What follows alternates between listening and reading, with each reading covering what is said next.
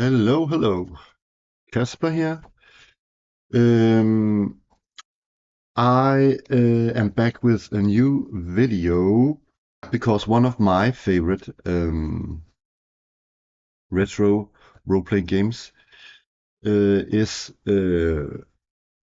Labyrinth Lord, and I cannot put the finger down to why. I think it's sort of one of my favorite retro clones of BX. It just is. There are some things I house rule, though I should say, but all in all, I'm a huge fan of Labyrinth Lord, and we are going to play by the new set of rules, which is the second edition of Labyrinth Lord. And I think I will put it up here. You can download it at Goblinoid Games. I don't know what Daniel Proctor is doing at the moment, but it seems like it takes some time getting the second edition out. So yeah, so we're just going to use the PDF, but that is good enough for us. I should say that in the second edition of Labyrinth Lord, they have added a few new races, one of which is the Brownie class, sort of your little elf guy, dexterous elf guy who can also do a bit of magic. So half burglar, half magic user.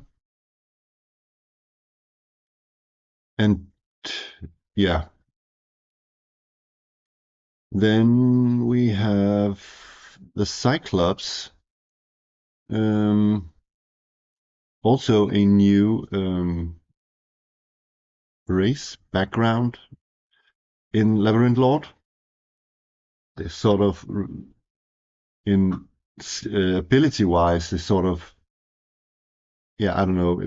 They are sort of what they actually, I think, resemble most are a sort of they share some abilities with dwarves actually. Um, yeah, and the rest, just one thing I wondered about actually is a sorcerer in or a magic user called a wizard. I wondered that actually. And where is it? Wizard, yes. Wizard. So I have already made 4 characters, and I've drawn their portrait. So first off, we have, if you look at the top left corner, we have uh, Giza. I think I need an A in there. One more A. Giza. She's a Cyclops lady, a woman. Um, yeah. Uh, so yeah, she's wearing splint mail and wielding a bastard sword. Um, and she's probably also the one with the 10-foot pole. Then we have Tyrell, the group's cleric.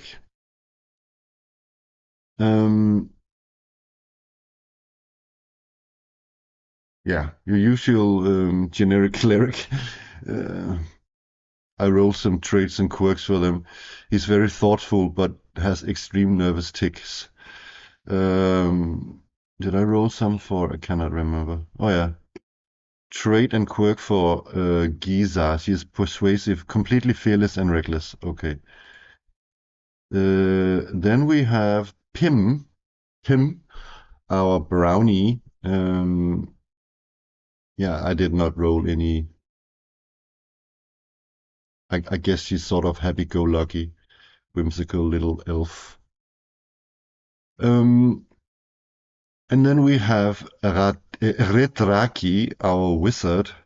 I did not roll any personal personality traits for him as well. But I'm, imagining this wizard with whoopsie, enigmatic speech and weird hats. I think he has a favor. His quirk must be he's making up these weird hats. He says that has all these sort of unusual abilities or something. I don't know. He's sort of a weirdo.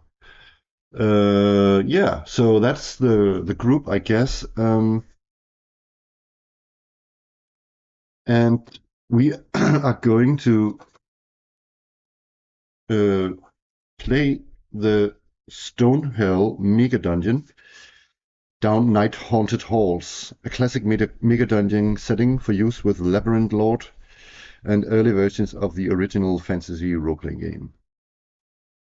So, I don't think I, for the purpose of the video, want to go too much into the background of the story because I think we have a perspective that is, of course, both through the uh, experience of the player characters, but also me as the GM. So we have a shared cap that we can put on.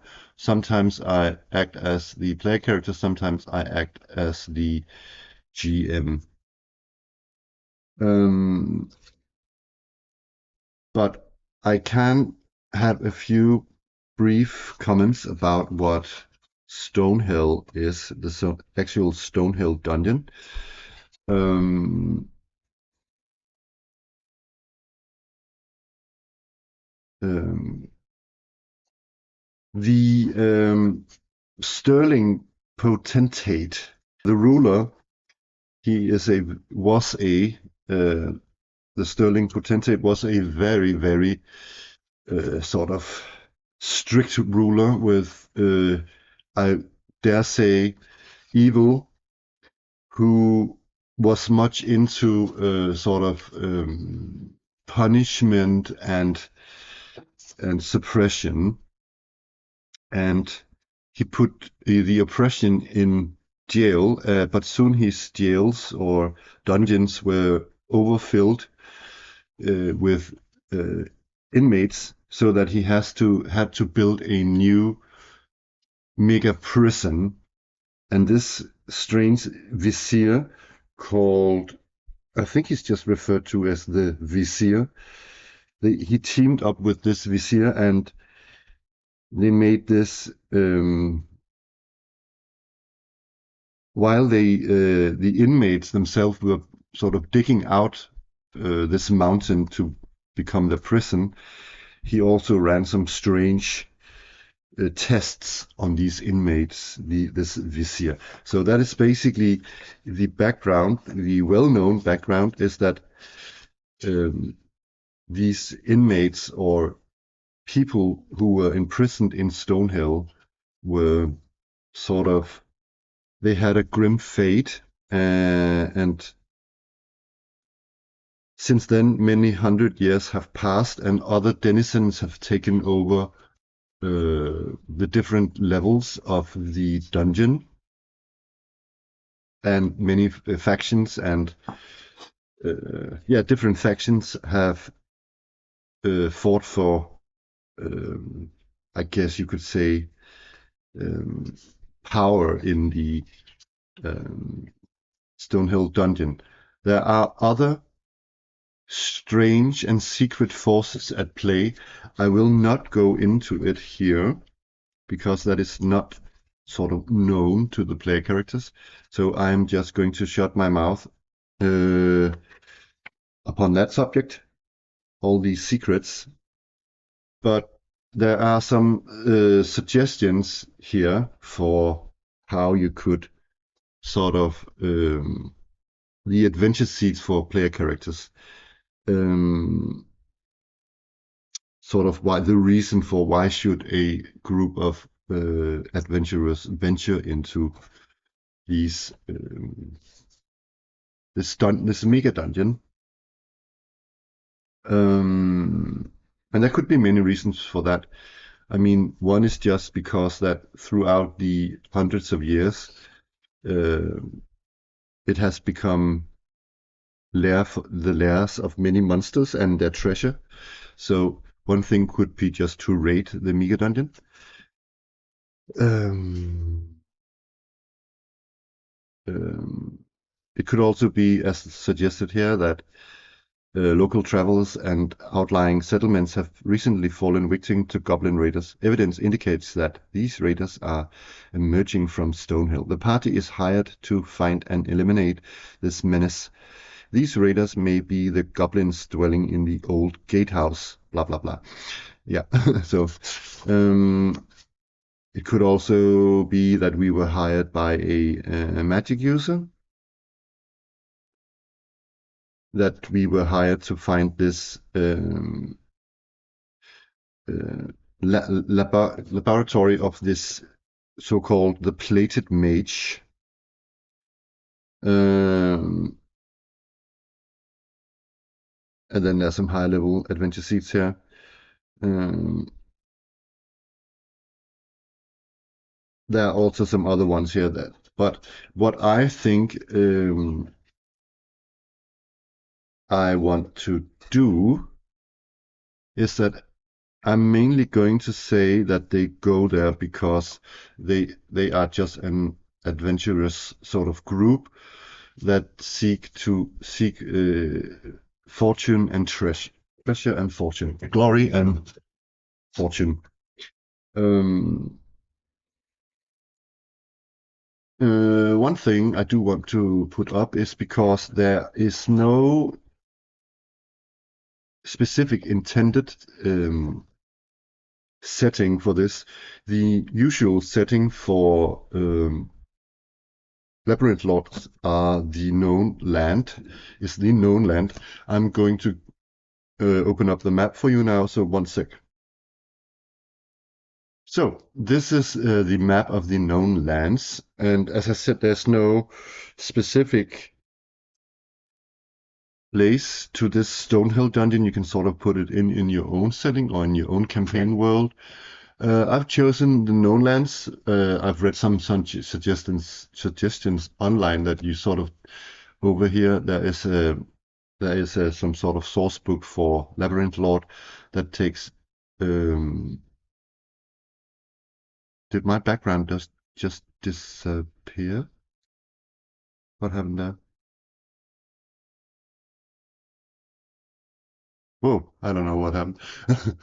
um, yeah, so they suggest over here the ruins of Moor, and that swap that with Stonehell. And then there was another town in that source book campaign setting that's called, I cannot remember the name of it, but I chose another one, and let me just zoom in on that.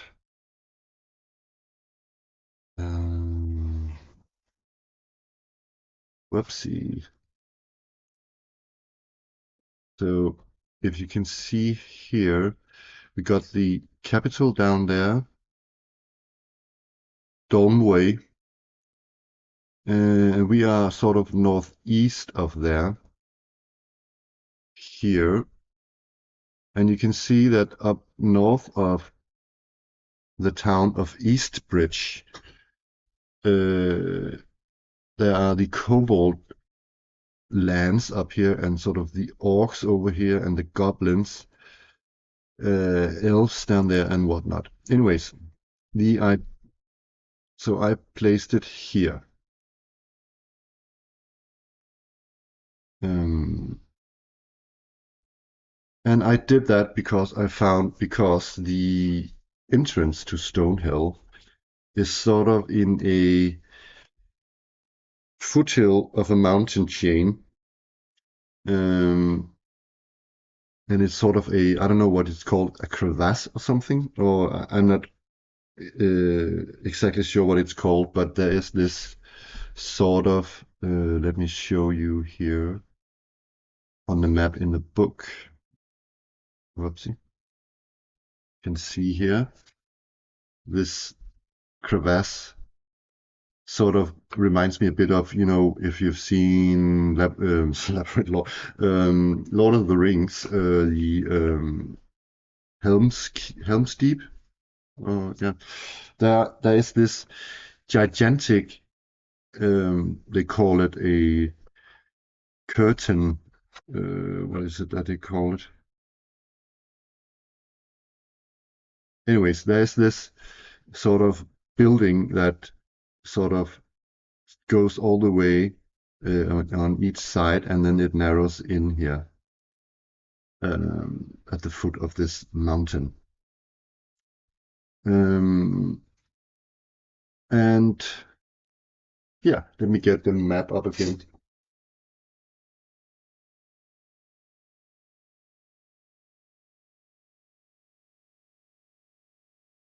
So Eastbridge is a town I just came up with, and that's sort of yeah down there at the river, and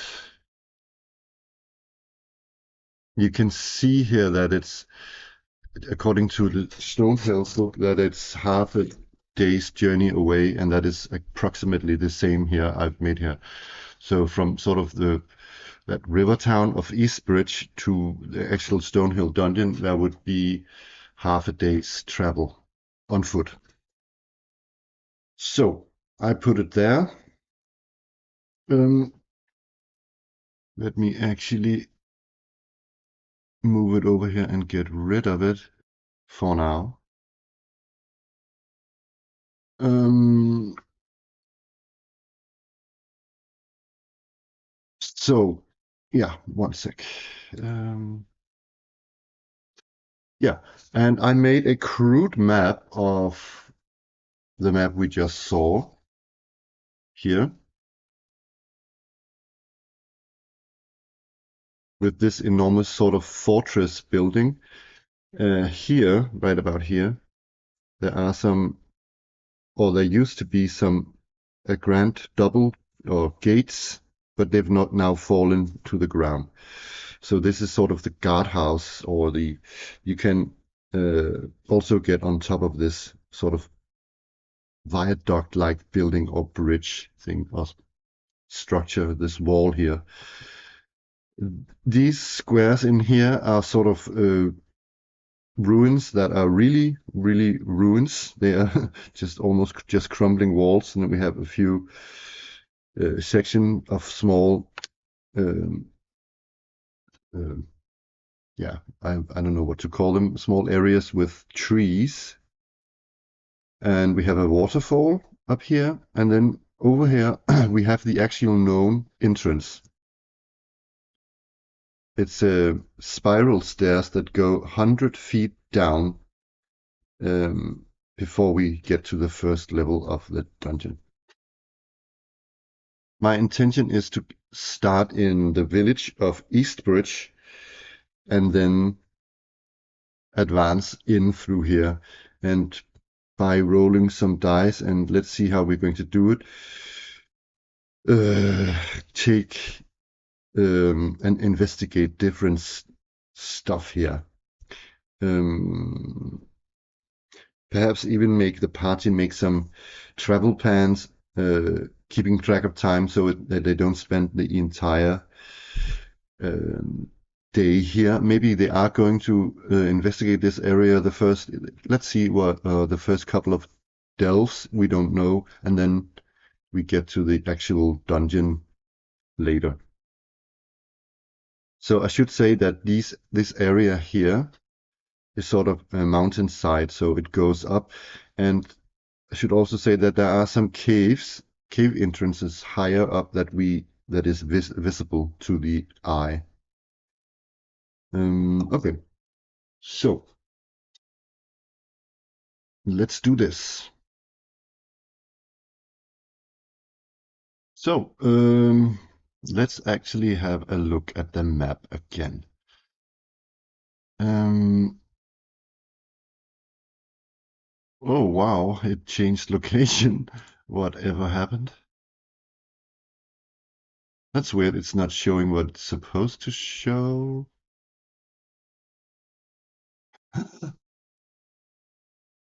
Oh, it's because, oh, I have two instances of the map. Uh, here we go. That seems more right. um, Let me get rid of the other map then. Da, da, da, da. There we go.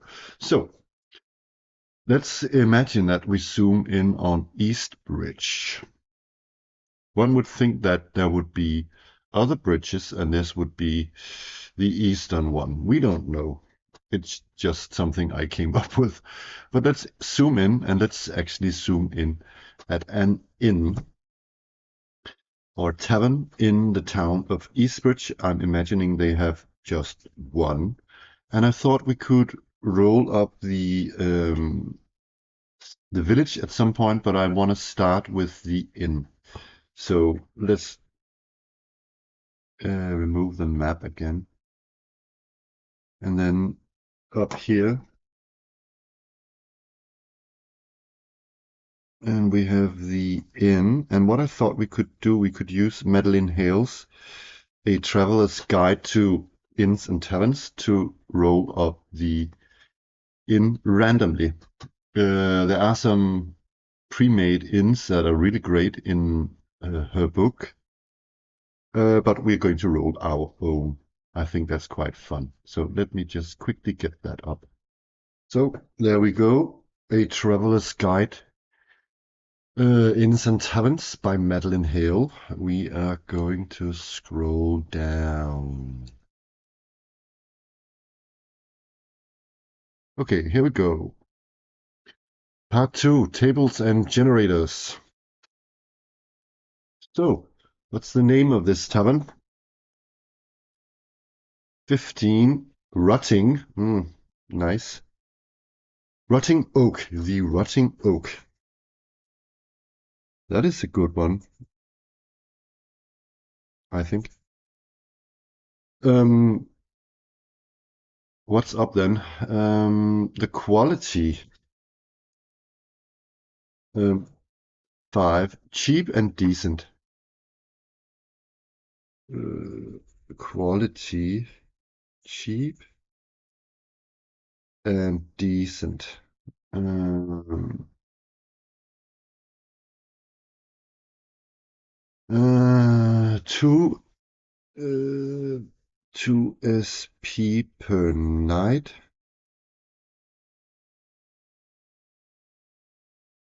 And meals, also 2 silver pieces. Going to underline this quality. And the interior. The interior.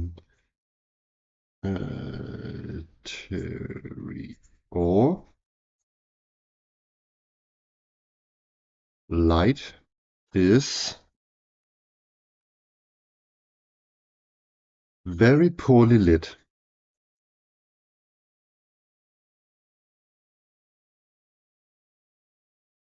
Not lit, but lit. The atmosphere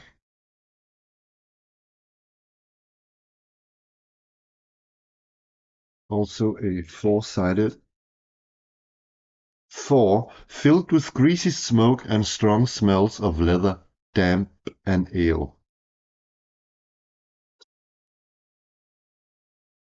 Greasy smoke.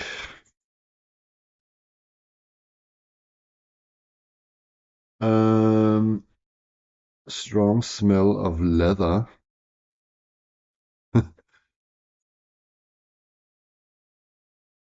And damp and a damp and ale.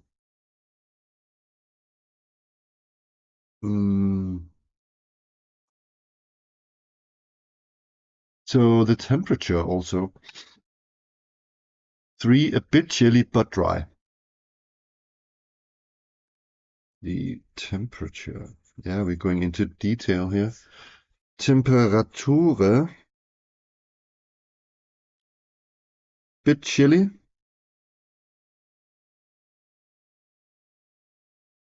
but dry. Funny that I just wrote it's damp. Oh, there was a damp smell. Anyway, um, cleanliness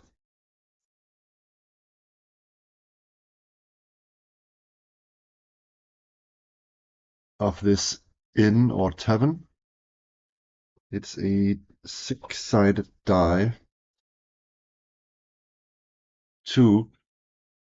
Clean. Linens are washed daily and the mugs are polished clean of all fingerprints.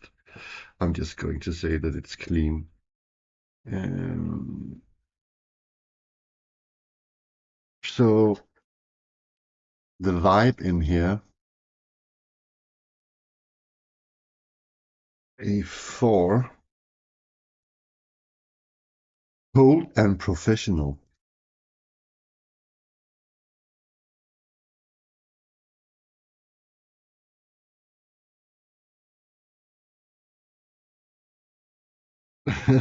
Okay. Fits well with the chilly temperature. The barkeep. 1d10 plus 1d20. Intimidating and humble. Okay. Intimidating but humble. Isn't that sort of juxtaposed positions?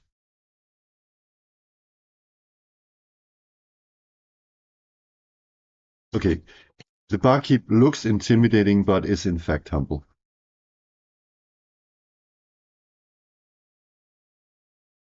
Uh, intimidating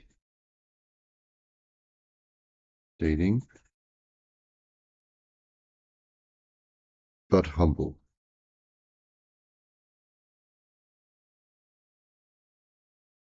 Should we already roll a name for him, her? It's a him, and let's use freebooters of the Frontier name tables for that. Oh, should we actually roll to see if it's human? Or let me see, human, brownie. I'm not thinking a Cyclops would be a barkeep. I don't know. Maybe.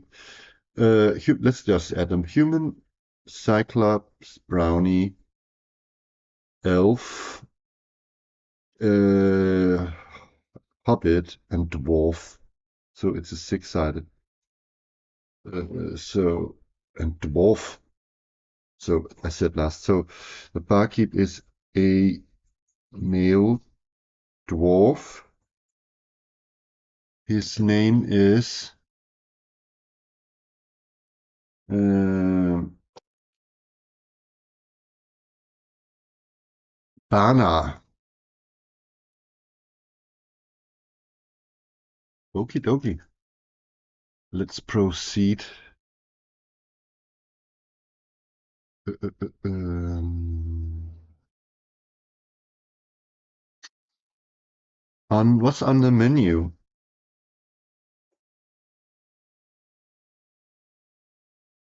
The menu. We should also come up with a surname or a last name for Bana.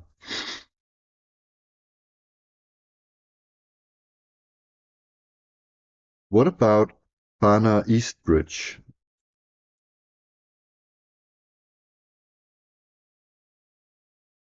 Okay, like the village. Okay, the menu. Uh, so rum and juice. What? So that's the drinks. Juice? Okay, whatever. Madeline Hale. Rum. Okay, sorry. Drinks.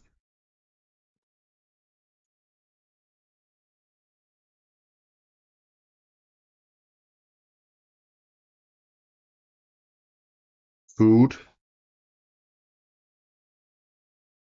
is sausage and beans. Uh, whoa.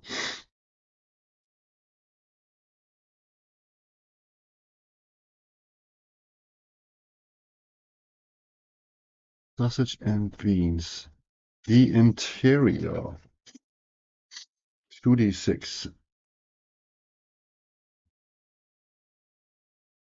but not added together. Okay, so it's weathered and neglected.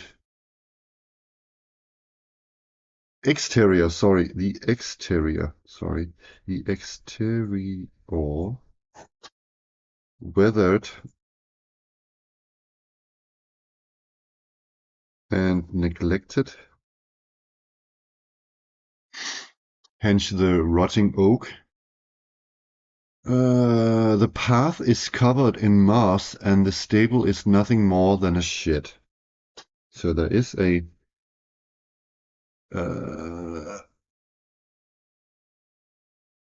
there are stables here, and the path, I'm guessing the path up to the or down to the moss covered.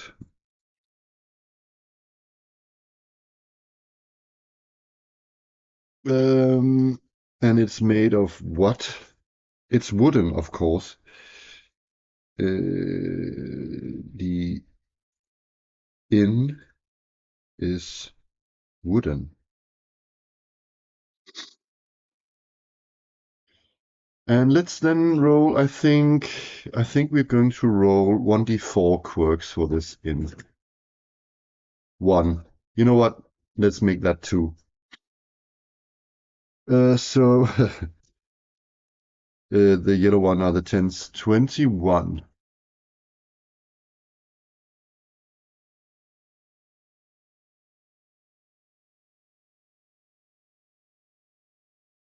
The bar is made from cedar, like cedar tree, giving the place a strong anti-magic quality. Spells fizzle and die, and magical curses are temporarily abated. Okay. Mm, quirks.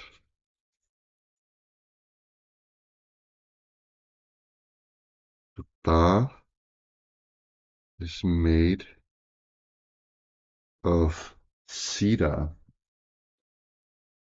It has anti-magic abilities. Anti-magic abilities. 32.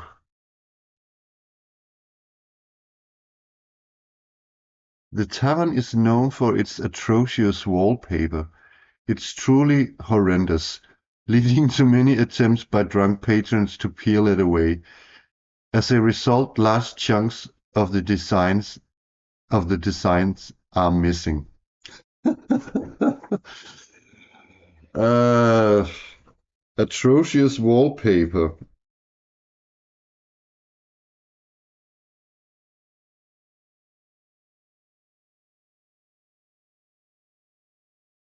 Uh, that's funny. So that's it. Okay, you know what? I'm going to roll. Uh, what should we say? A couple of patrons in here, not yeah, maybe perhaps patrons, perhaps NPCs present at this time. I think the bar is sort of full of guests, um, but let me get that away. But important NPCs, people we can talk to and actually get something out of. You know what? I think we're just going to to chit chat with the with Barnard Eastbridge in the bar, in the magical bar, and see if we can tip him and he can return us with some rumors of Stonehell. And I know there is a rumor table, and let's see here. Rumors. Uh,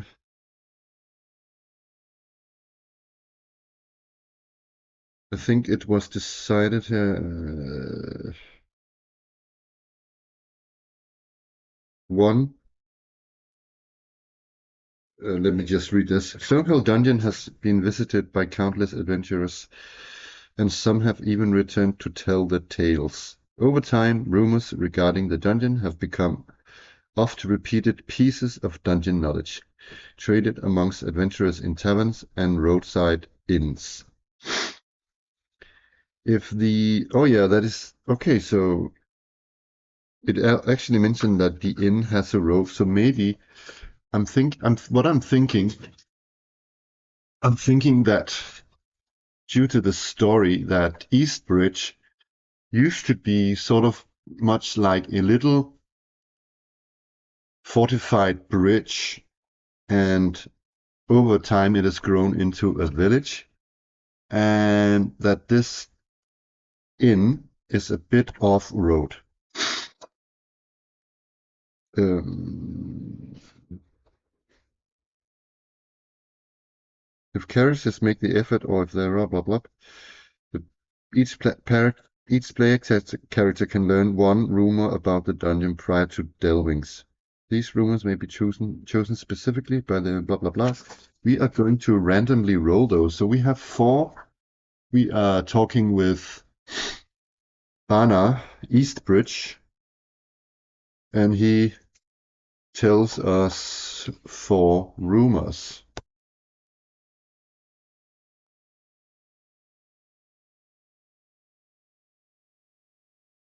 Okay, I'm not going to talk like a dwarf or something, but Bana tells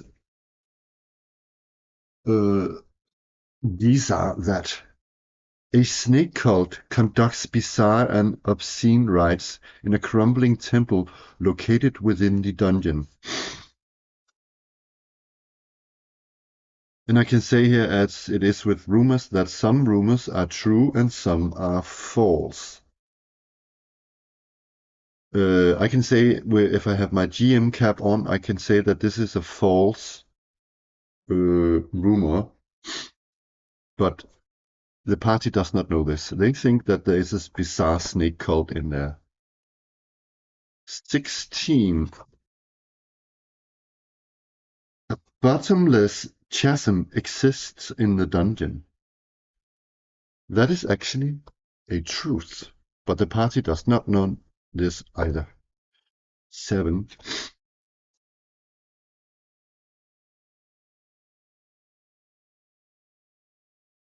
Some rooms rise and fall within the dungeon, granting direct access to several different levels.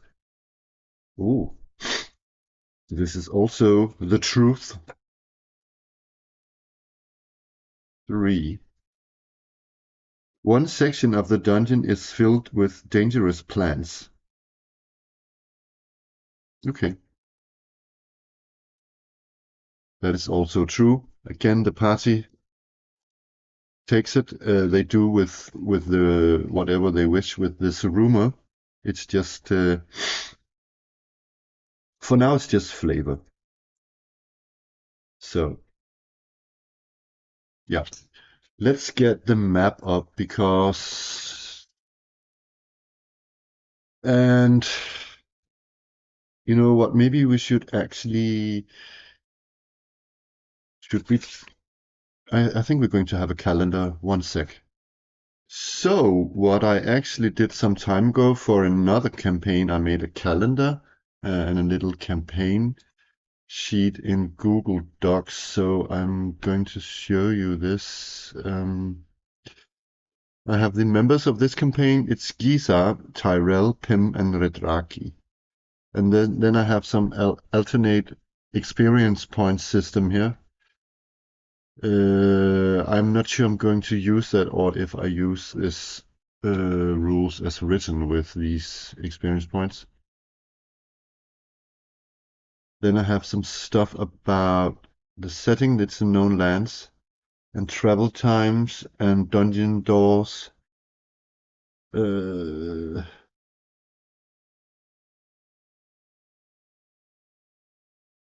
One sec, there's actually one thing I want to change here.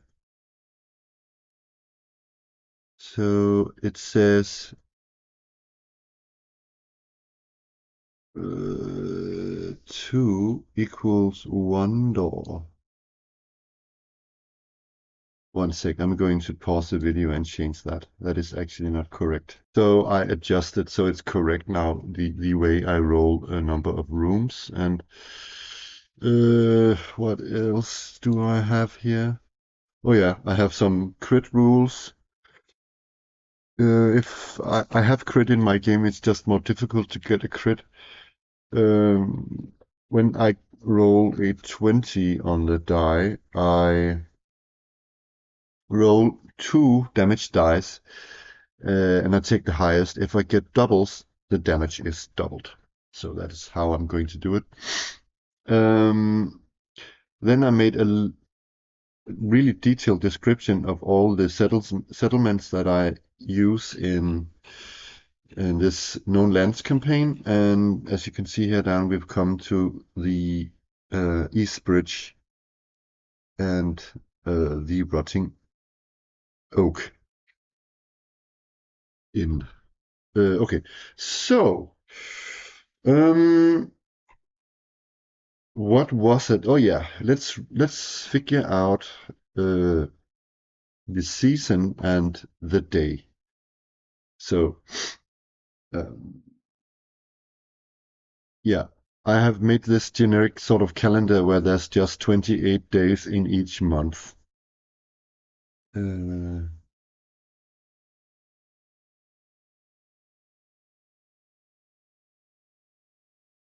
don't know what I've written up here, but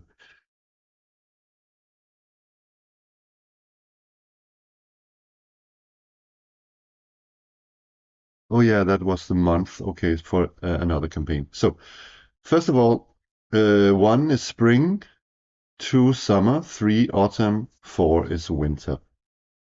Let's do it. It's spring. Um, so uh, one sec. I have to roll the number, the month. So I guess that is a 6-sided die.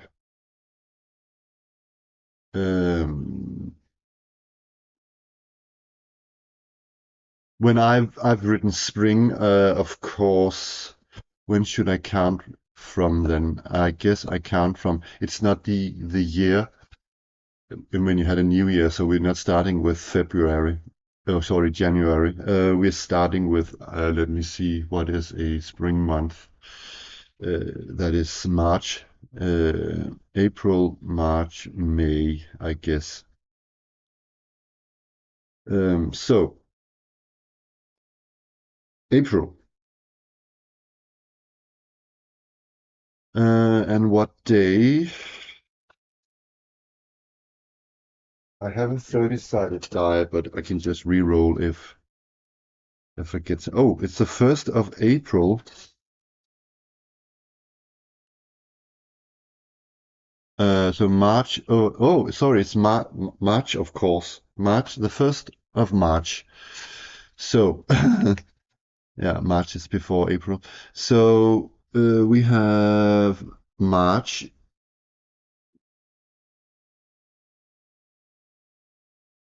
I cannot see what I write here. It's so tiny.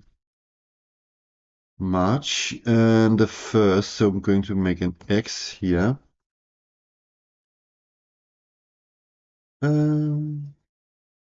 Yeah. And you know what?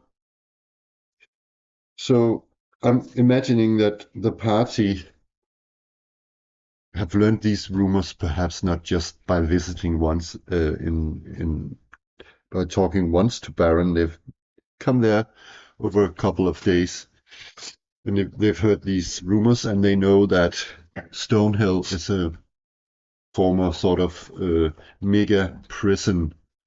And they've heard also that, of course, that there are uh, heaps of treasure there. So I'm thinking that the 1st of March is the day of departure to the dungeon. So I'm going to say that they wake up at 8 in the morning and they go off to Stonehill Dungeon. The group is already um,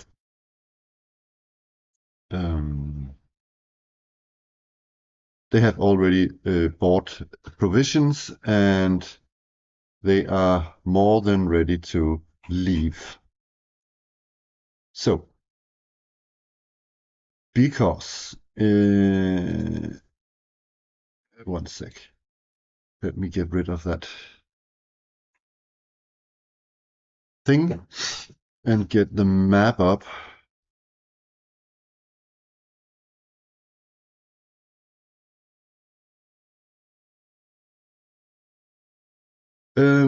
They're traveling from Eastbridge to Stonehell, so there are that's one hex is 10 miles, and again, I need to check these travel times here.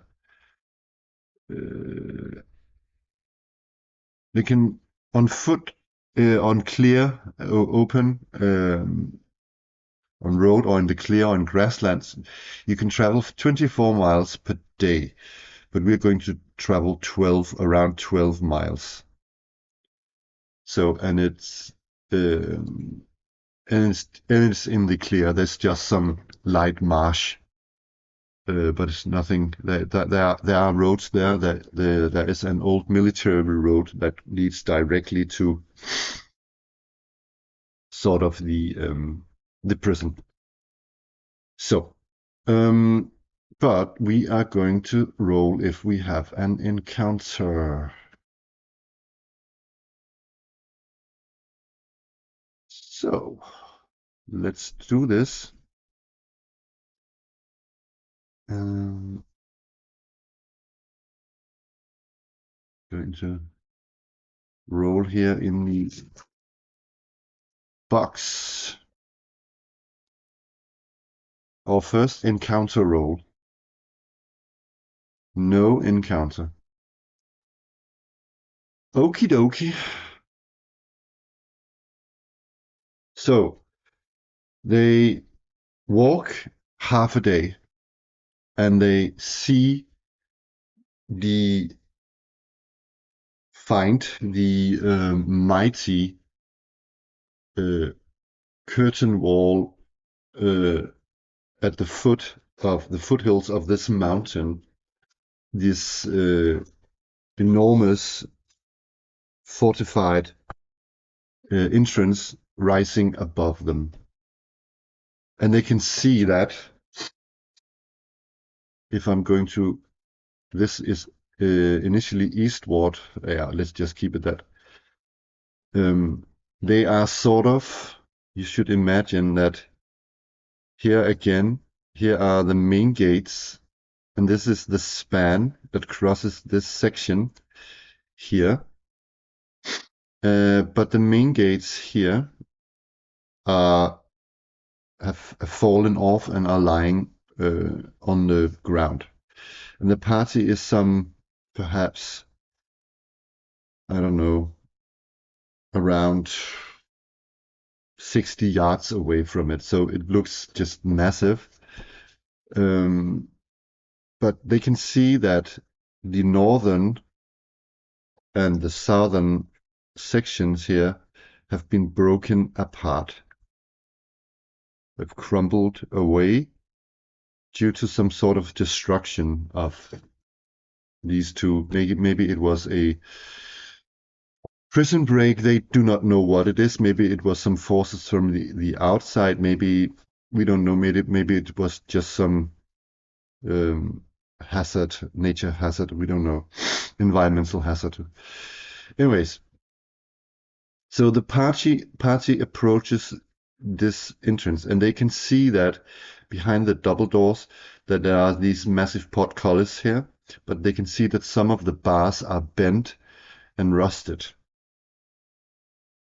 When they come closer, they can see that there are written all over the walls here around here. There are written graffiti on the walls, and we are going to read a couple of these graffiti writings.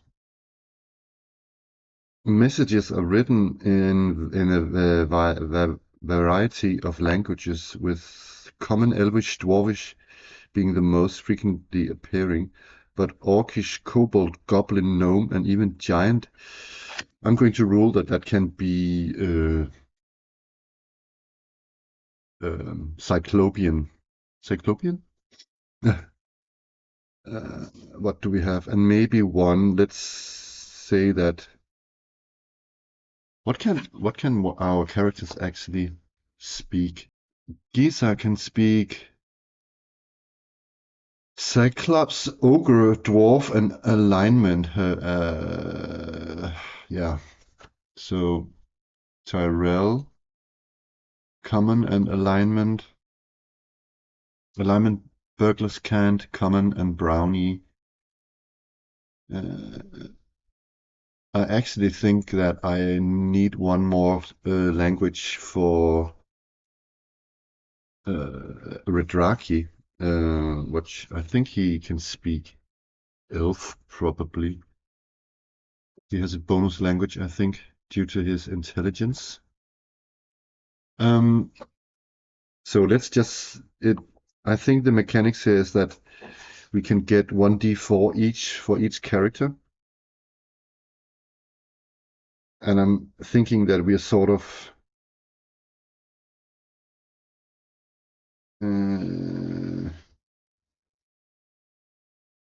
yeah. If the party inspects the graffiti, they can make out 1d4 readable bits of writing for every 10 minutes spent examining the wall. Okay, so we're going to start the time now. So we have to keep track of time somewhere. How do we do that? Just on a piece of scrap paper, perhaps? So it's the 1st of March. So it's 3-1, and I don't know what year we have. So, and the time now is midday, so it's noon, so it's 12. Okay, so we are going to spend 10 minutes on it, and let's roll because I think we do care about time. There's a lot to investigate here in this crevasse or whatever this is. 3. So while they're reading, 10 minutes goes by, and let's see what we have. Uh, so, okay, so that's quite funny. It reads, I don't know what, in some sort of language we can read. This dungeon was cleared by the Circle of Six. Nothing remains below. A date is written beside this message. Beneath it, in another hand, is written, "Yeah, I'll bet." Circle of Six. I'm guessing that's another adventuring party. 5.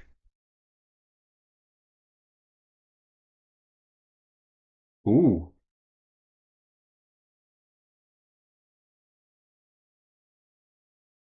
Okay, this is interesting. A crude map of a small portion of one of Stonehell's level is discovered scrawled on the wall. An X with the message, "We put it here," marks one of the rooms. The Labyrinth Lord is free to determine what it is and where exactly it is located. See, that is interesting. I'm going to keep that in mind. I can figure. I don't know how I do that. Let's roll the last one. 11. So I had it. A ruby the size of a fist was almost mine, but a giant serpent swallowed it before I could reach it. Okay.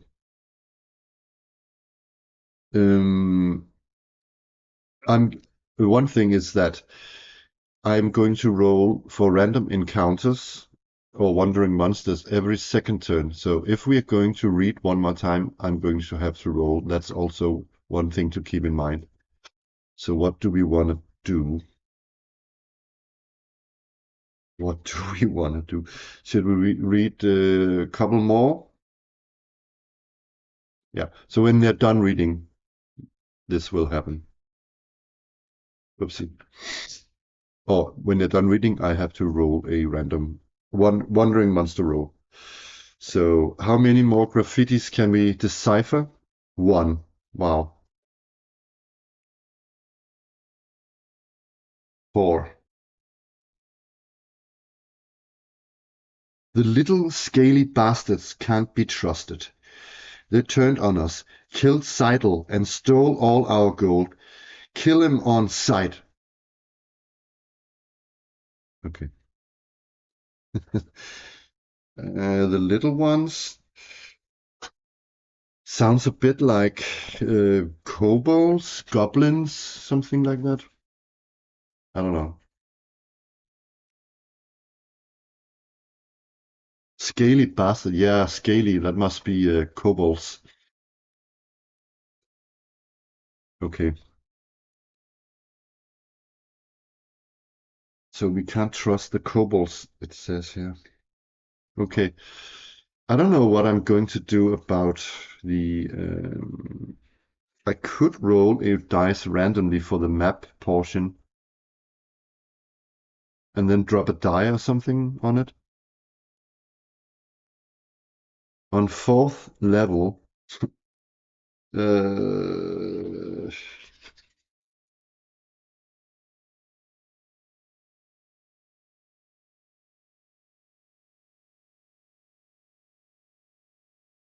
level 4 master map.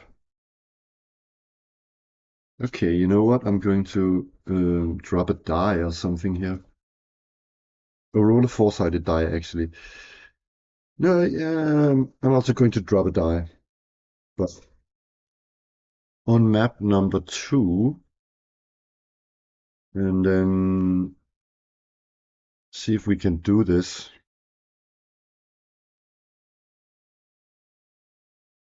I'm going to say that it's here.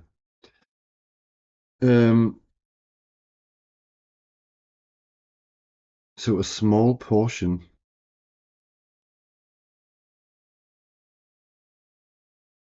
I am going to draw that little portion here. Maybe this portion here.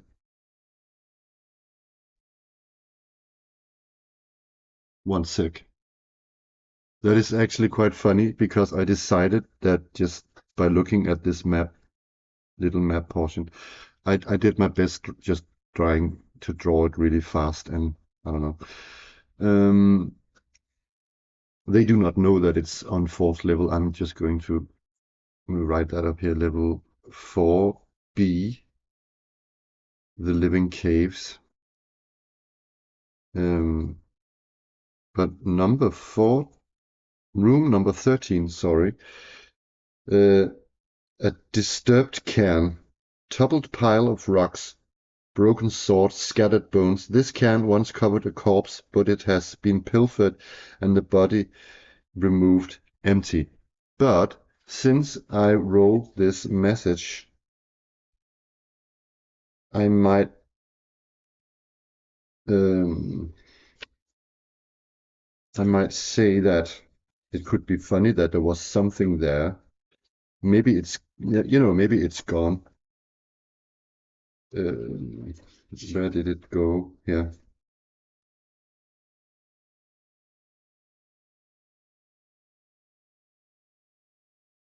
maybe we put it here. I don't know, and make it random, sort of. There are some tables for random stuff we can find. Maybe I should already roll what it is so I'm already prepared because there are uh,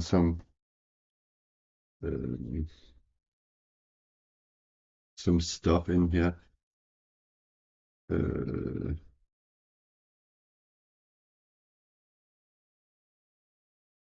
some dungeon dressing. Let let me just actually roll that. That could be funny. Is it 100? Yeah. So the yellow die are the 10s. 77.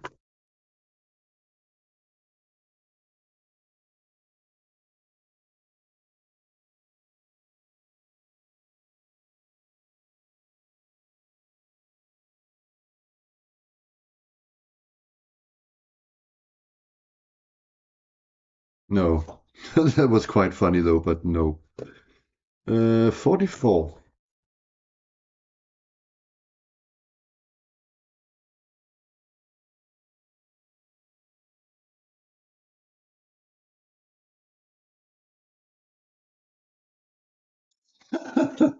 That is funny.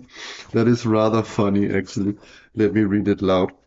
Um, the skeletal remains of a mule with rotted leather saddlebags mixed among the bones lies here in a heap. So we put it here under some rocks. Uh, how disappointing. Um, the skeletal remains of a mule. Uh,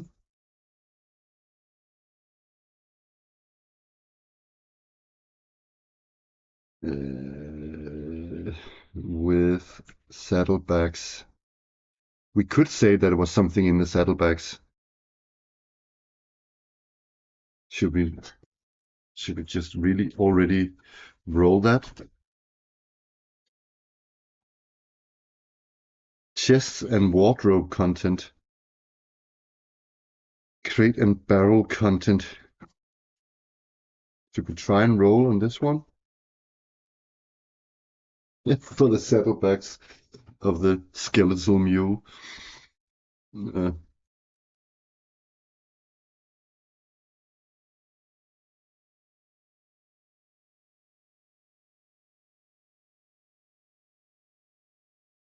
there are some details I need to put down here so I can remember it. 59.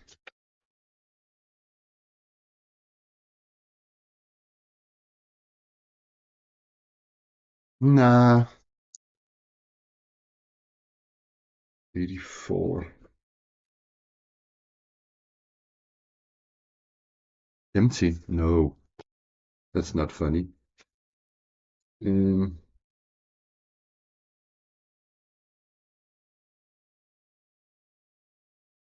that's funny. 4 linen smocks, 2 pair of sandals, and a keyring with 6 keys. Using the keys on a locked door in Stonehell has a 5% chance of opening it. So I'm going to say that it's chests and wardrobe. Um, 73. So we know we rolled that. Anyways, let's get back to the adventure at hand. And that's something that comes in 4 months or something like that. Um, okay.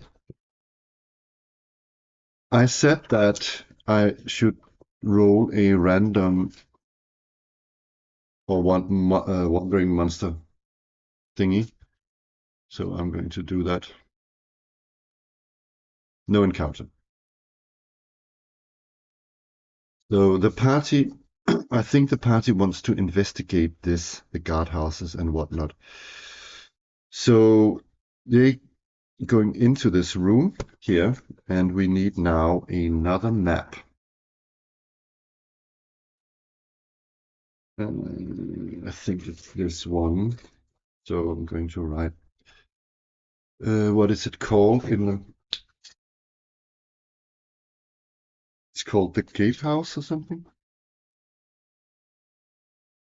The gates of hell. Whoa. The gates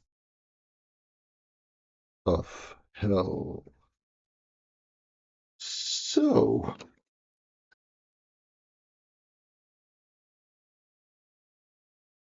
when we walk into this room, the first room, I can see that we need room for a bit more, so I'm going to draw it over here. So it's 1, 2, 3, 4, 5, 6, 7, 8, 9. 1, 2, 3, 4, 5, 6, 7, 8, 9-ish, and 4 deep, something like that. So the portcullis is here on each side. Okay.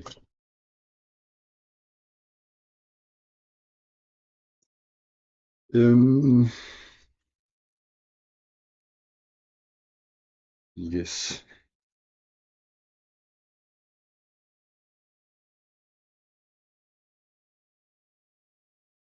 The,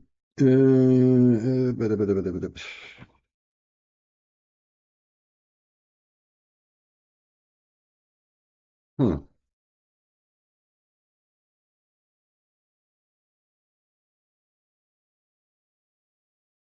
I've just looked at it earlier. That should be here somewhere. Where is it?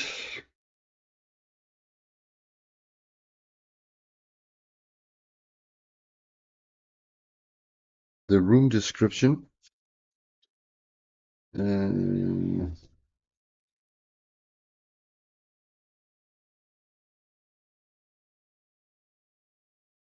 huh? It's not the gatehouse roof we're looking for.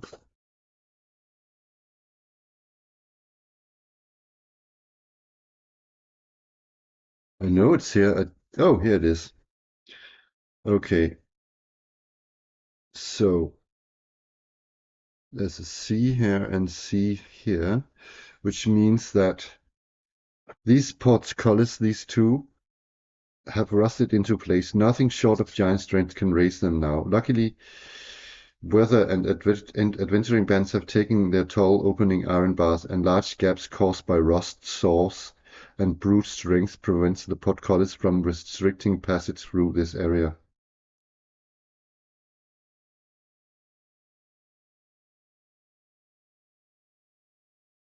Okay, so it's open. We can walk in through it. So the central pathway. Portcullises with bent, rusted, and missing bars allows my arrow slits along the north and south walls. So somewhere here, here, and here, there are some arrow slits. Broken remains of 2 great doors. There are open murder holes in the roof above. During nighttime hours, there's 2 in 6 chance that 1d3 goblins are observing this area from either 50% chance of each, and arrow slits in the northern wall, blah blah blah, or from the murder holes above, blah blah blah. If they make it's not nighttime, so it doesn't really matter. So there are no goblins here now. So we walk in here. So 1, 2, 3, 4, 5, 6, 7, 8.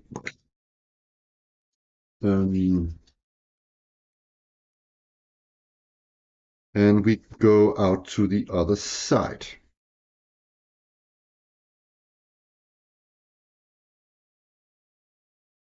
We can see when we walk out here, this here is the second floor, that there are openings into these buildings. So the question is,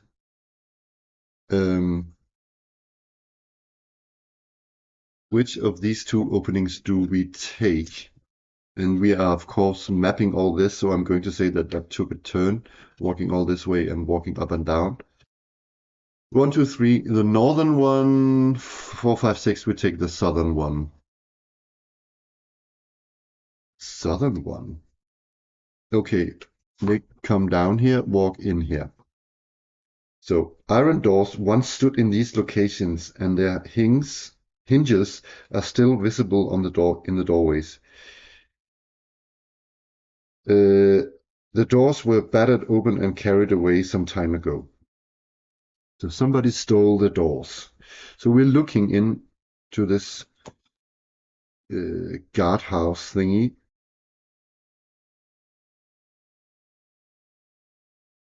And we see down here that there's a door about here. And there is goes round a corner here. And there's a door here.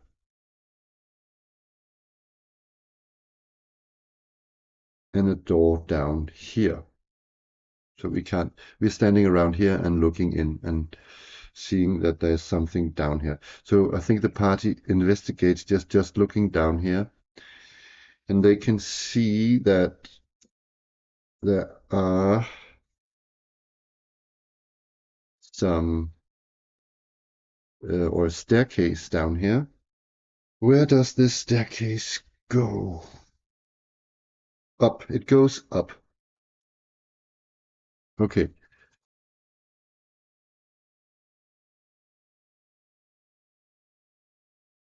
think they are going to listen at this door.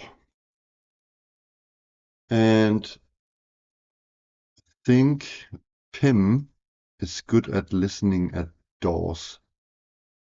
Let me look at Pim. Hear noise. Yeah, 2 in 6 chance. So he's going to listen at the door. Okay, so I'm going to read the room because he actually made the roll. I don't know. There are actually some phantasms in here. Some ghosts. The question is, do they make noise? I don't think so. Okay, let's see. I don't think they hear anything listening at this door, and it says when nothing else, I know this for a fact about the dungeon, then when nothing else is stated, doors are stuck. Okay, so let's get the Cyclops woman here because she has a 3 in 6 chance of getting that door up. Yeah, she puts a shoulder to it and forces up the door. So, in here, rusted weapons and armor, ruined adventuring supplies, old bones strewn across the ground, the remains of a long cold fire. 5 transparent adventurers, seemingly at rest in camp. Phantasms haunt this room. These spirits were once adventurers that were ambushed and killed not long after setting up camp here for the evening. It is their bones that are scattered about the floor. A search of this area might produce a still useful piece of adventuring gear, but most of the equipment has been ruined by time and the elements. So, as I read this monster here, they are neutral, so they're just sort of like there. I'm going to read it.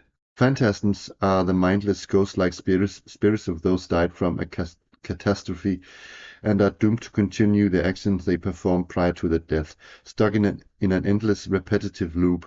They continue their mundane chores until either destroyed or their bones are put to rest. Phantasms present no great harm to those who encounter them, inflicting only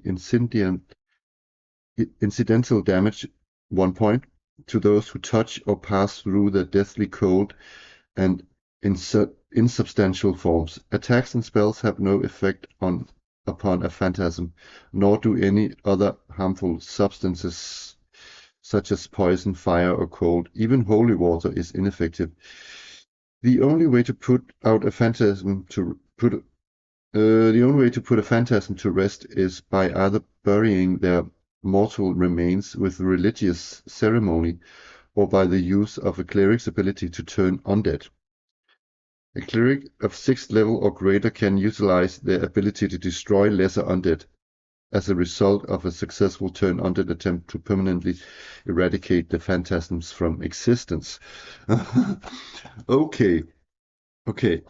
I don't know. I thought only ghosts came out at night. But what I think the group, when Giza opens the door, she's sort of, even though she's quite reckless and stuff, I think she's a bit chilled here. I think the rest of the group are sort of, whoops, have I put a Doomslagger's sign up down there? That's because I did some Doomslaggers video. Oh, sorry about that. How unprofessional of me. Let me remove it if I can. Sorry about that. It's because I played some Doomslayers. But maybe the party also realizes quite fast that this is sort of some phantasms caught in a loop, that they don't really do anything, so they just sit there. I don't know, maybe Tyrell, the cleric, knows that we should bury their bones. Hmm. I'm guessing, I don't know. I think, he's a lawful cleric, and he might know of this. Does the party want to spend the time digging holes and burying the bones? I'm going to say that it's likely because Tyrell is there and he sort of convinces the others.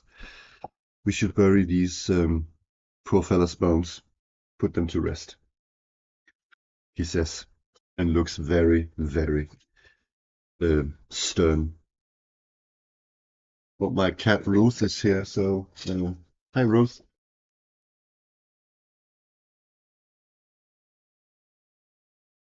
I'm going to ask the oracle though, but I'm going to say that it's likely, so it's +1. Yeah. What? No. The others say, no, we don't have time for that, Tyrell. We can do it. We can do it another time. Okay. One sec. I have to remove Ruth from my windowsill because it's climbing in the window. One sec. So, the other three in the party sort of disagrees with, yeah, with Tyrell. Not that they shouldn't be put to rest, but that they have, um, hey Ruth, sparse time on their hands and they have to investigate a lot. So I think Tyrell sort of shakes his head in disappointment by his fellow adventurers, but okay, he accepts. So I think they leave this room again, and I think they go down to this door here. So that took definitely a turn, so I have to roll for random. See if we have. Nope, I rolled a 2. So Pim is listening at the door. He cannot hear anything. And that room is number 6. Okay. He, they are going to force the door up. Nope, that did not succeed. So, you know what? Actually, they can do. I read in the rules that they can roll be up to 3 people trying this. But if there's something on the other door, they cannot be other side. They cannot be surprised. So, can the others get this door up? To any of the other 2 strong party members? Let's see what we have. Giza could not, so we have. Oh, by the way, I keep calling Tyrell for Tyrell. I actually changed Tyrell to Tyra or Tyra. So I made Tyrell a woman. So I think we are just going to have to go with that. So, Tyra, can she get the door? Yes, she can actually, because she's so mad that she was not allowed to bury the remains. Um, okay. Room number 6. Watch Captain's quarters.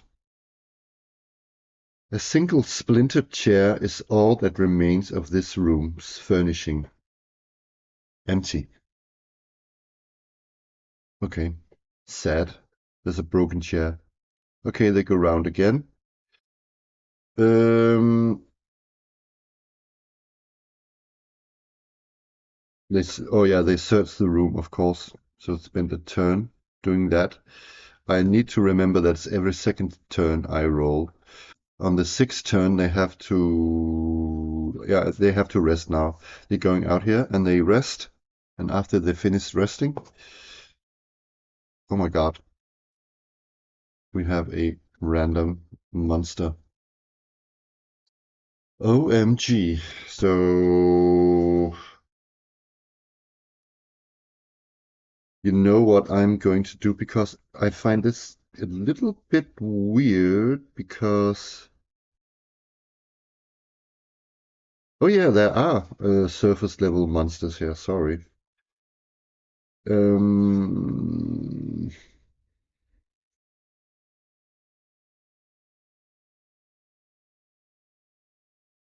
I was just wondering what to roll.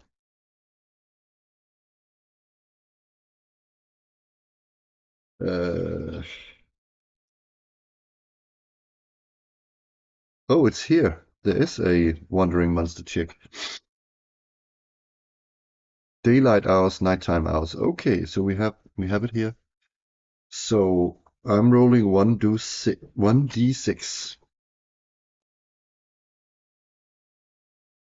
Wolf d2. There are 2 wolves.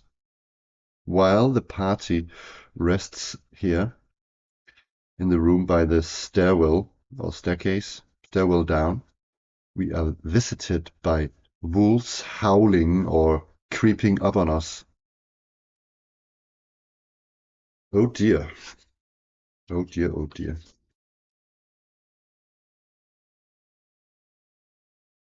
So we have the entry here.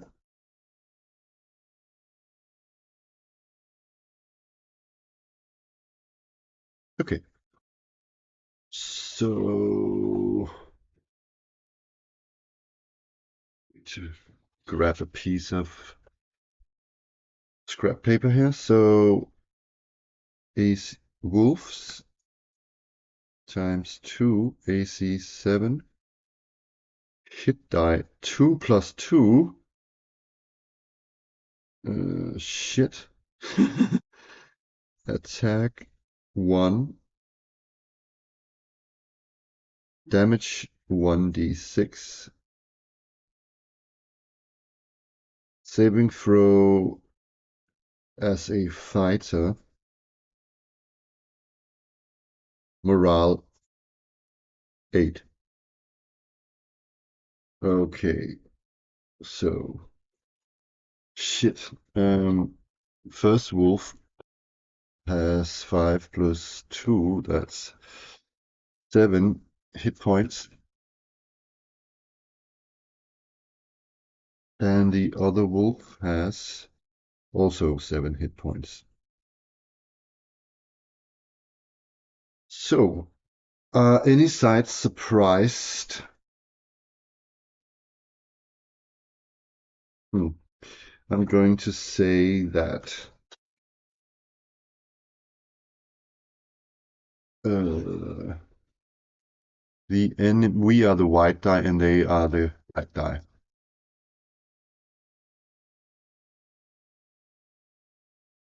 Shit, we are surprised by the wolves. So I'm not going to make a reaction roll here. I think they are neutral after all.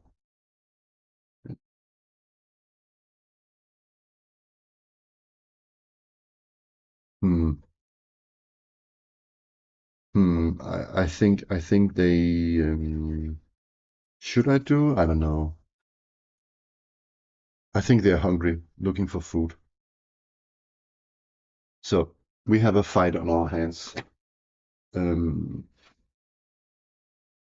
so they have a round of surprise on us. Um, so I'm guessing they can actually, in that case, attack all 4 of us. Oh dear God.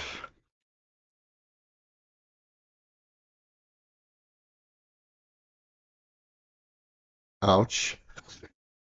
Uh, so goodbye, Redraki. Yeah, Labyrinth Lord is a little, I should say, little harsh. Um, on characters. So,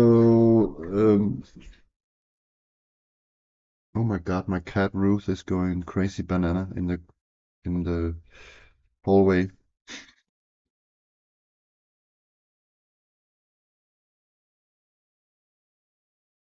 I'm just thinking, okay, could be the end of Red Rocky. Let's get Red Rocky up.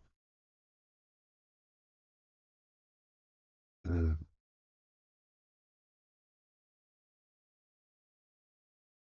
Armor class 8, 4 hit points. Okay. First wolf attacks our wizard. 7 plus 8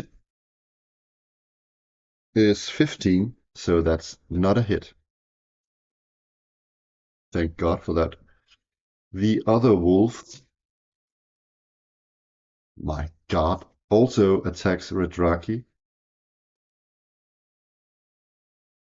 Oh, sorry, you cannot see that. That is an 18.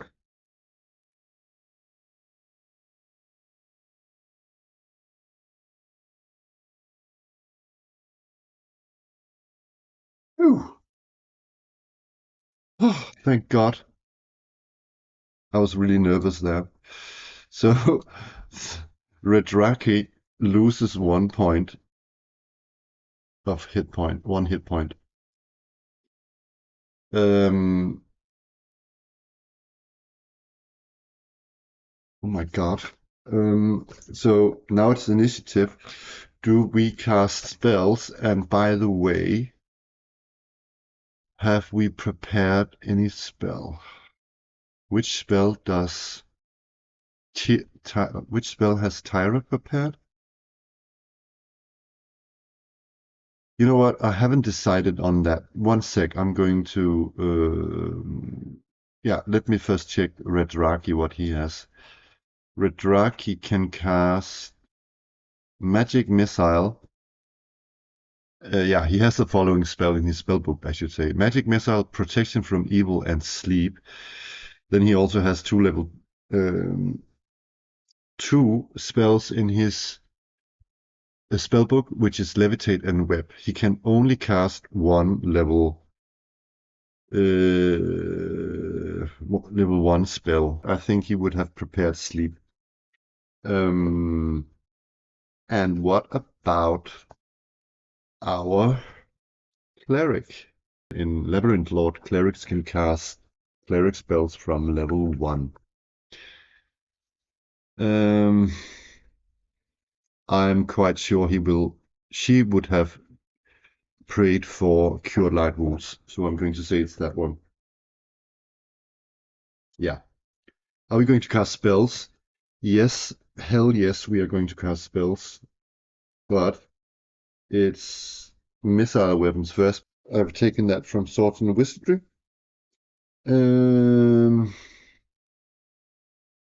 But as we were surprised, I'm not going to allow any missile weapons. So it's actually spells now, I guess, or movement actually. But since they are in our faces, I'm not going to take any movement. Whoa, I'm getting ahead of myself. Oh my God, I forgot to roll initiative. I haven't even rolled initiative. I'm just going to say we're going to cast spells. So again, we are the white die.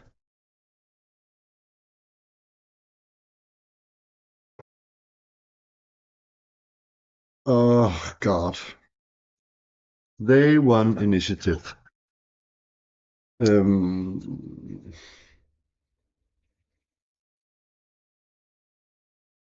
Oh dear God. 2. They attack Tyra. So Tyra has a armor class of 4. She is wearing chainmail and a shield. Okay. 19, that is a hit, unfortunately. My God. This is so, I mean, please do not kill her.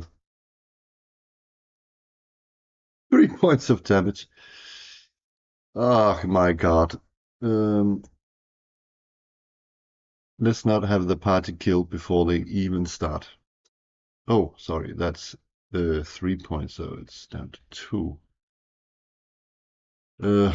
The other wolf attacks. This is so nerve-wracking.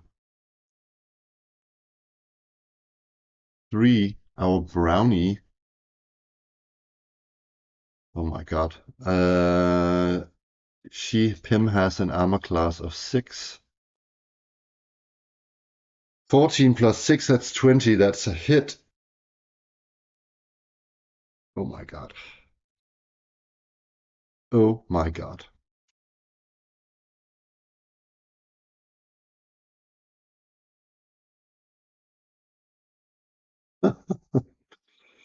I don't know whether to cry or to cry.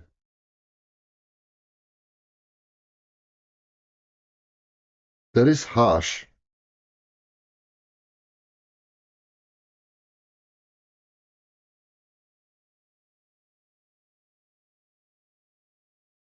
We have the first character death on the very first encounter. Pim got eaten by a wolf.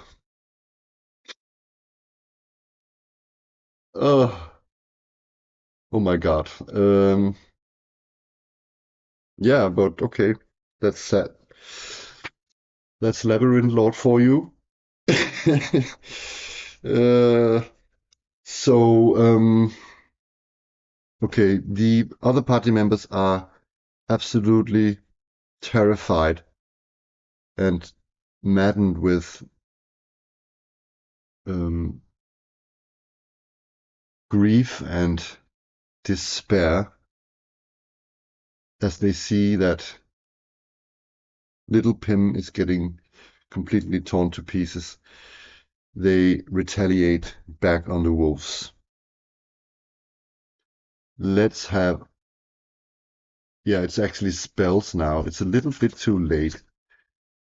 Um,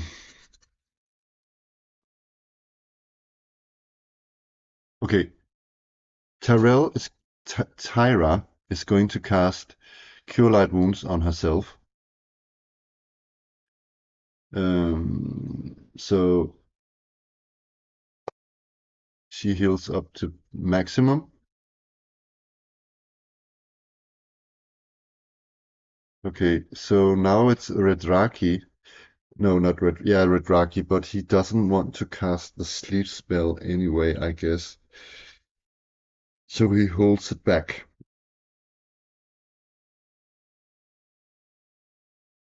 And now it's yeah, it's actually just our Cyclops lady. 14 plus 7. That's a hit. And she has 2d4 in damage with her bastard sword. 4, 2, and plus what? Yeah, I think it kills it because she has plus 1 to damage. So it's 7. She kills the 1. She kills the one wolf in one strike.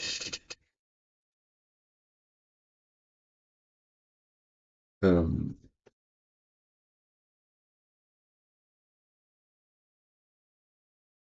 and yeah, now it's initiative.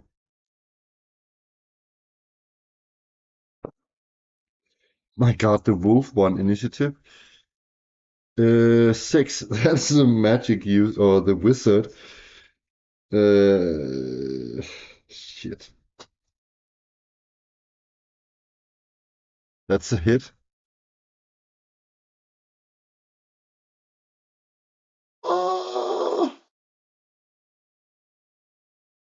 Um, shit. Oh my God. Yeah. Can see that Redraki is down to 1 hit point. Uh, I forgot to say if we cast any spells, we don't. And so it's just Giza. Oh, she hits doing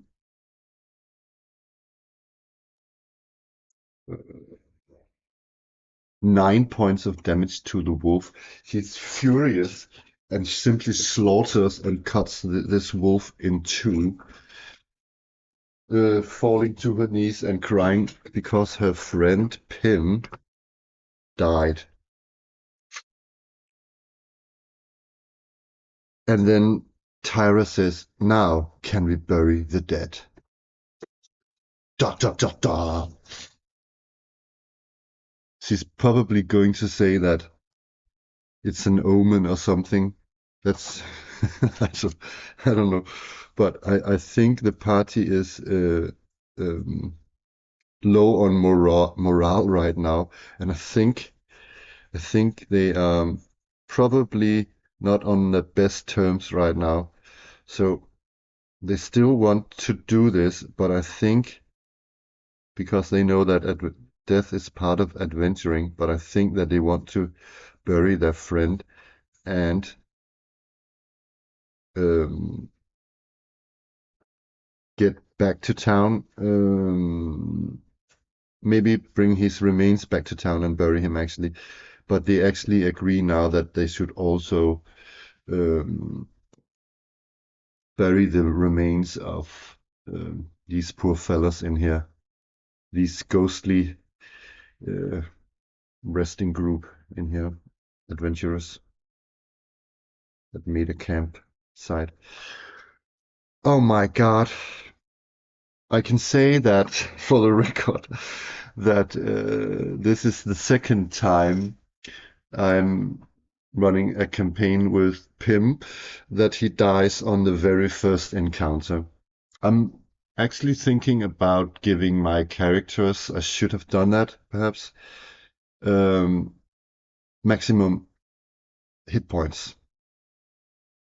Because, yeah, Labyrinth Lord slash BX rules are just pretty grim. I'm thinking that I want this video to not be as long as possible, but around the 2 hour mark. So we only have 9 minutes left, or I have 9 minutes left of recording. And I think, even though it's Friday night and I could play on, I think the party, yeah, I could. I know. I guess I could just play on, but for the purpose of this video, we have to stop around here. So I'm going to say that the party spends, um, yeah, they spend some time digging graves for these fellas in here, and I think we have to do a couple of. I think we have to do a couple of monster checks or wandering monster checks, but I'd rather not. Uh, or at least, I mean, I think they go in here and they spike the door and bury them in here, I guess. And the cleric says some words. So I'm yeah, I guess they were killed because they were camping here. And I guess that calls for a wandering monster check.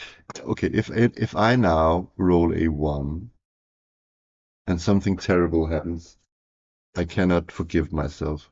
But I will say that digging, I guess they just dig one grave for these bones, I guess. So what, a couple of, do they even have shovels? They don't. You know what? They decide that they want to come back and bury these poor souls so that their soul can rest, bury these bones, sorry. But they decide that they do have to return to Eastbridge with the remains of their friend Pym, and they are going to look for a new party member. So what we could do is that we could go back to town via the map, or take a look at the map. Um, where did the map go?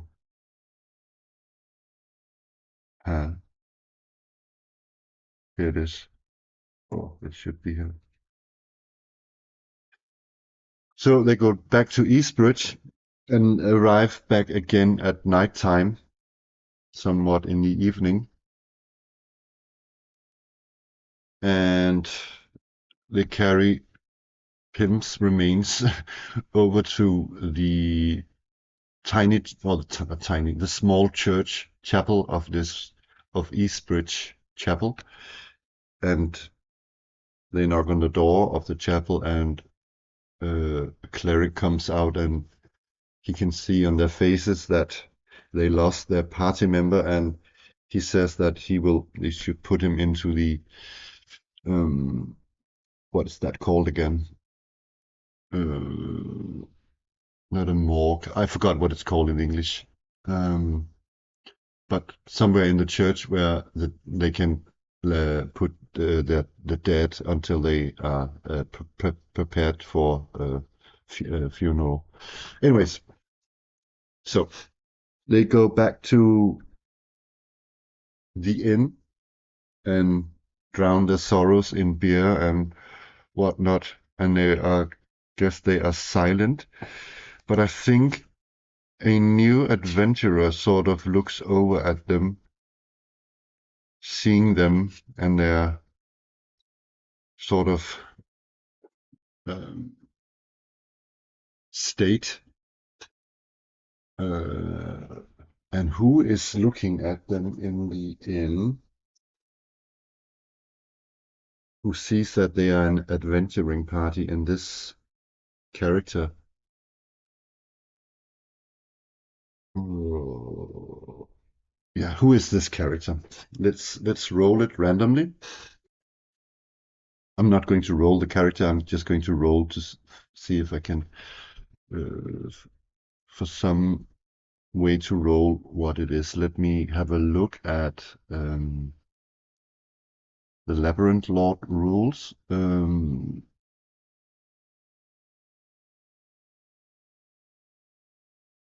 Whoops, the wrong one. There we go. Um,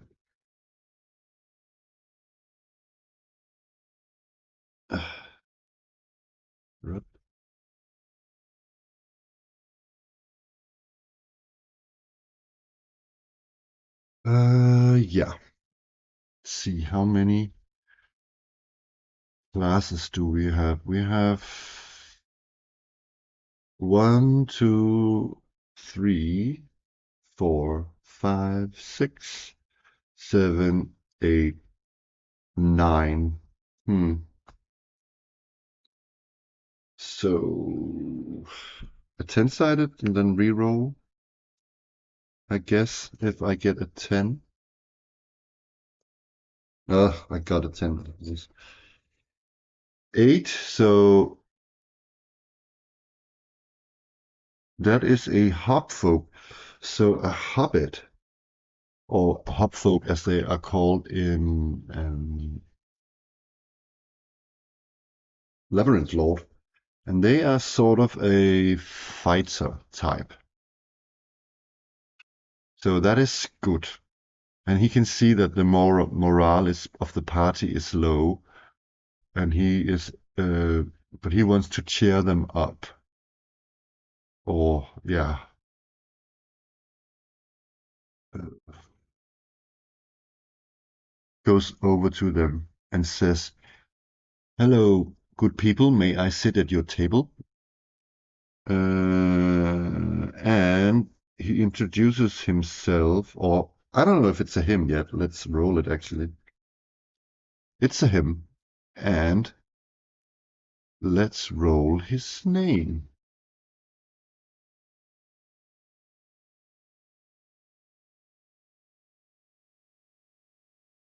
75 is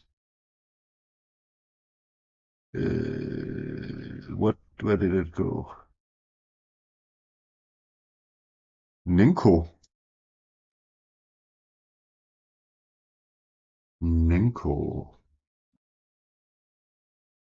Hmm. Ninko. Ninko.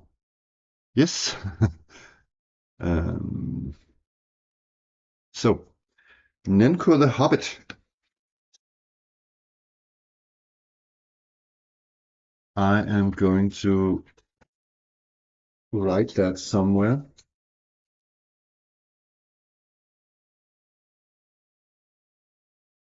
It's going to add it here in the end.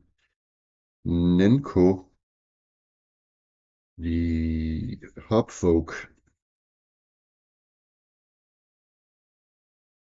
introduces himself.